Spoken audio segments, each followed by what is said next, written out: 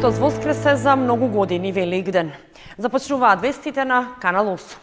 Иако беше кажано дека е затворен пунктот за вакцинирање во општата болница со проширена дејност во Кочани, а граѓаните кои веќе имаат закажан термин, вакцината против COVID-19 ќе ја примат во регионалниот вакцинален центар во Штип. После пладне стигна променета информација од Министерството за здравство, дека сепак вакцинацијата си останува во Кочани и вакциналниот пункт ќе си работи како и досега. Сите граѓани кои имаат закажано термин ќе се вакцинираат во пунктот во Кочани.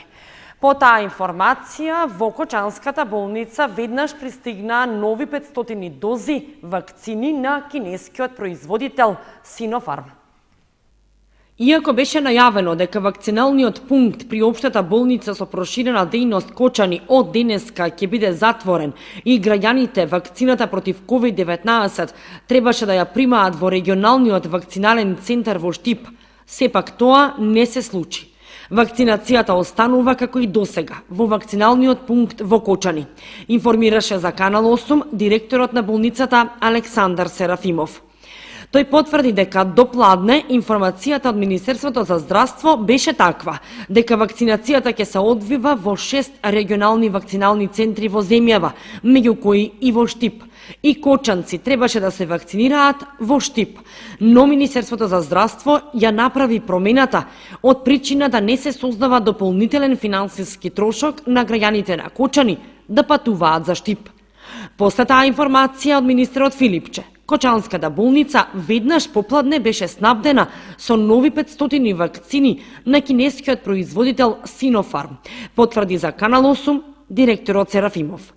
Тој рече дека досега во Кочани се вакцинирани околу 950 граѓани и од сега сите граѓани кои се имаат уредно пријавено на сајтот Вакцинација МК можат слободно да дојдат во вакциналниот пункт во Кочани и да ја примаат вакцината.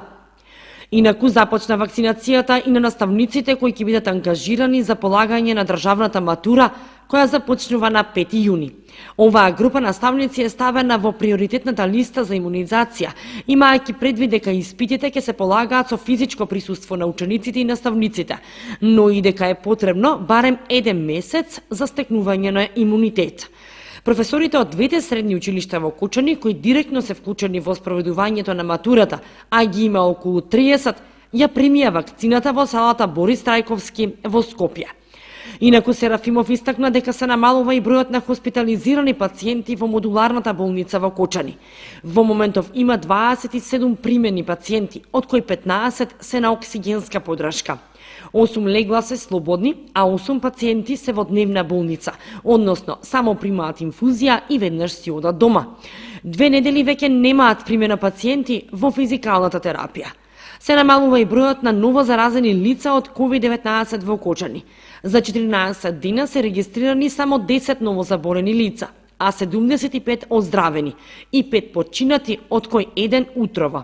Активни случаи во моментов се 183, за 100 помалку од пред една недела, кога имаше 280 активни случаи на COVID-19.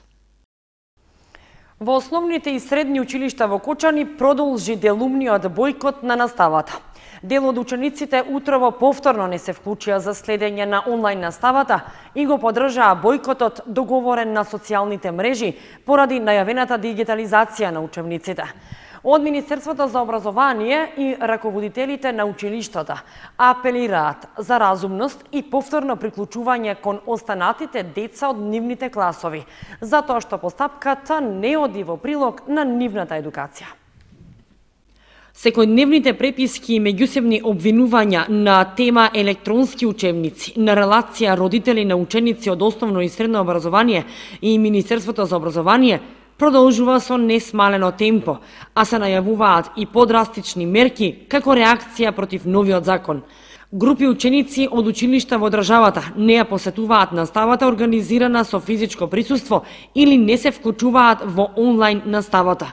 И во кочанските основни и средни училишта, како и во сите во земјава, повторно имаше деловен бојкот на наставата. Бојкотот на наставата е инициран од Facebook групата Ученици и настава мора да има, која апелира до родителите да ги повикаат своите деца преку отсуство од часовите со физичко присуство или со онлайн настава да изразат незадоволство од реформите. Групата брои над 70.000 членови и оттаму вела дека ако Министерството за образование не ги чуе нивните барања, можно е в недела да излезат на протест низ сите градови во земјава. Министерството за образование во соопштение ги повикува да се вратат на часовите, апелирајќи и до нивните семејства и укажува дека секое неоправдано отсуство се одразува на педагошката евиденција за поведението на учениците и дека отсуството треба да се надомести со дополнителна настава. Носење на законско решение кое треба да донесе квалитет на наставата и повеќе бенефиции за младите не смее да биде причина за бојкот. Дигитализацијата на материјалите за учење е дел од промените кои започнуваат од идната учебна година, а тој тренд е насекаде во светот. Ни не смее да одмине нашата земја. Новините се предизвик за сите, но од нив не треба да се откажуваме, туку напротив, заедно и транспарентно да продолжиме да работиме на креирање на најдобрите решенија кои ќе треба да се интегрираат во системот, наведува Министерството за образование и наука. Барањата на учениците и родителите кои ја бојкотираат наставата се да се стопира носењето на предлог законот за учебници и други наставни и дидактички материјали во основно и средно образование, кој го усвои владата на 27 април и за кој во собранието треба да организира јавна расправа, а стручни представници непосредно да учествуваат во негова ревизија и интервенции. Во саботата навечер православните верници го наполнија дворот на црквата Свети Великомаченик Ѓорги во Кочани. Со литургија и читање часови и евангелија православните христијани го славеа најголемиот христијански празник Великден. И годинава во Кочанскиот храм на Воскресение Христово беше донесен благодатниот оган. Православните верници 3 дена го слават Великден, бидејќи немаше полициски час на денот на Христовото воскресение, саботата спрема неделата, верниците со почитување на мерките за заштита го наполнија дворот на црквата Свети Великомаченик Ѓорги во Кочани, кога беше објавена веста за воскресението на Исус Христос. На втор ден Великден во Кочанскиот храм со литургијата чино началствуваше митрополитот Брегалнички Иларион со свештеници од Кочанското архиерейско наместништво. И на третиот ден се одржа исто така воскресна литургија. В четврток на Ѓурѓовден Кочанскиот храм ќе одбележи својата храмова слава. Верниците кои имаа благослов се причестија, а во Кочанскиот храм и годинава, како и досега, на Воскресение Христово беше донесен благодатниот оган. Празникот на Христовото воскресение Великден е празник на љубовта и мирот, триумф на животот над смртта, на доброто над злото и ден кога Исус Христос воскреснал од мртвите, по неговата смрт со распнување и ја докажал божествената моќ. Великден е главен христијански празник, прв и најстар од сите христијански празници, основа на христијанската црковна година. Големи купишта ѓубре оставија граѓаните кои празничниот викенд го искористија за традиционалниот правомајски пикник. Негрижата за природната средина не е новина за нашето неодговорно однесување, но крајно време е за тоа да почнат да се применуваат соодветни казни кон прекрешителите. Продолжениот празничен великденско правомајски викенд со традиционалниот пикник во природа повторно потсети на несовесното однесување на граѓаните кон животната средина. Расфрланите пластични шишиња, кеси, хартија, амбалажа и други отпадоци се вистински одраз на културата во современото живење, без разлика на генерацијската, половата, етничката, верската или каква била друга припадност. Снимките направени еден ден по завршувањето на гозбата во природа се само уште една потврда дека човековата негрижа е главна причина за деградацијата на околината во која тој живее. Ваквите сцени објективот на камерата ги забележа на падините на Осоговските планини над Браната градче, но слично е и на другите локалитети што вообичаено се користат за излети. И покрај таблите со надписи на кои се предупредува да не се загадува околината, тажно изгледаат овие места во текот на денешниот ден, а и во деновите што ќе следуваат по тоа. Дали можеби некој очекува дека ѓубрето само ќе се собере или тоа ќе го направи некој друг и ќе го однесе на соодветно место за негово одлагање? Или пак можеби оние кои го оставиле овој отпад зад себе не планираат веќе да одат на излет на истото место, затоа што следниот пат ќе најдат забелешка дека е премногу загадено. Фотографиите не се само доказ за неодговорното однесување на голем дел од нас. Тие се и доказ дека во годините зад нас не се постигнало посакуваното подигање на јавната свест за заштитата на природата, но и дека совесност и одговорност се постигнува само со соодветни законски санкции.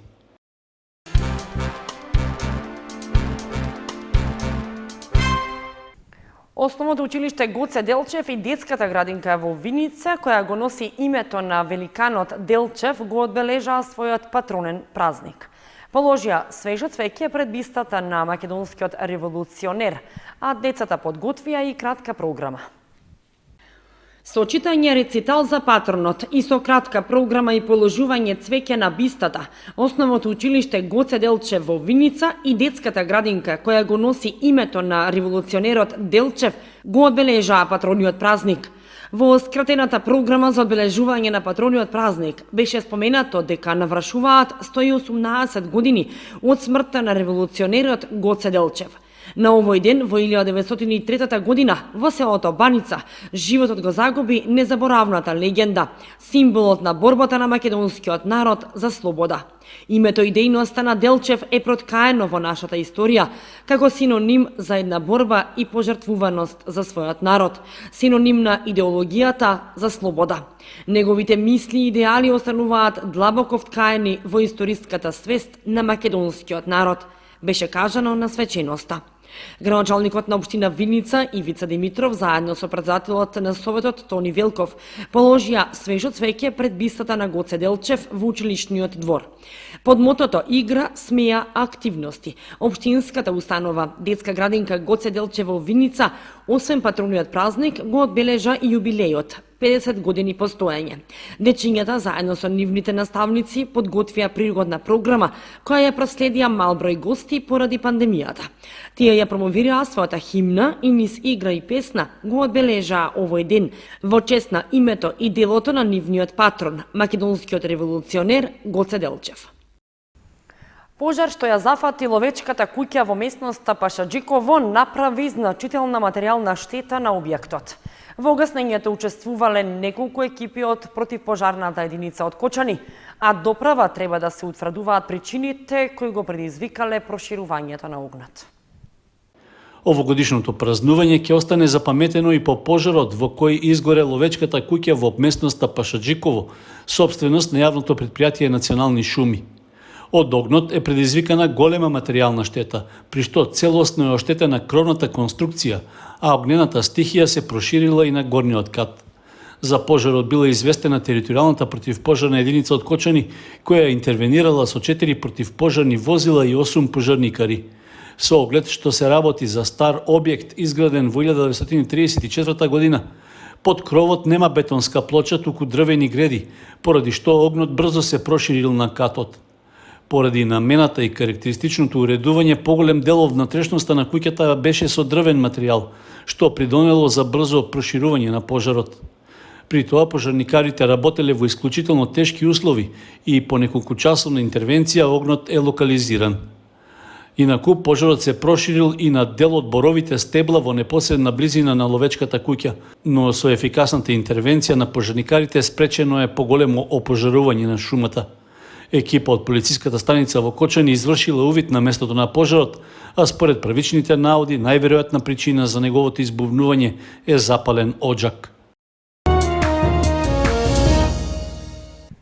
Хуман гест на собственикот и вработените на пицеријата Бонита во Кочани подготвија голема пастрамајлија од 2 метри и ја делеа на случајни минувачи. Со хуманоста ќе продолжат и во иднина со цел да нахранат деца и лица кои не можат да си дозволат оброк во текот на денот. Хуманитарна акција за делење парчиња пастрамајлија организираше пицерија Бонита од Кочани.